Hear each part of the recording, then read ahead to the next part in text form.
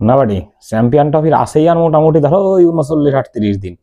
তো কি মনে হচ্ছে যে খুরাখুরি শুরু করেছে পাকিস্তানের মোটামুটি ও তো মনে হচ্ছে না কমপ্লিট হবে না। 19 তারিখে যে প্রথম ম্যাচ আছে নিউজিল্যান্ড পাকিস্তান, ও তো হবে বলে মনে হচ্ছে না।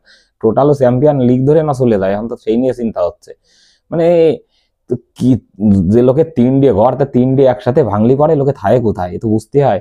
সেখানে তোমাকে 3 ডে স্টেডিয়ামই আছে মোটে 3খানা, এই তোমার হচ্ছে একটা মুলতান, একটা লাহোর, আর একটা কোথায় করাচি। তাই তোমরা এই 3 ডে একসাথে ভাঙিয়ে চুরিয়ে নিয়ে যা সর্বনাশ করেছো। আরে একখান ঠিক থাকলেও তো সেটাই মোটামুটি একখান প্রথম ম্যাচ খেলায় একটা টাইম নিতে পারতে। 3 ডে খুঁড়িয়ে খাইয়ে যা শুরু করিছো, যে চেয়ার টেবিল লাগাবা না বালি লাগাবা কি জানে কে জানে। আর তোমার কাজের লোকও তো দেখলাম না, মোটামুটি 4-5 জন লোক একটা স্টেডিয়ামে কাজ করতেছে, তো সাংঘাতিক স্পিডে কাজ হচ্ছে। এই কাজ করে তোমরা কমপ্লিট দিবা না। আবার এদিকে 25 তারিখের মধ্যে বলে চাইছে সব স্টেডিয়াম 25 তারিখের মধ্যে দিয়ে দিতে হবে।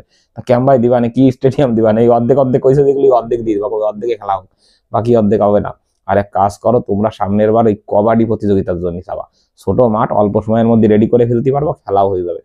তা না বড় একখান ক্রিকেট ইয়ে চাইয়া বইছে, অত বড় তো চাই কেউ।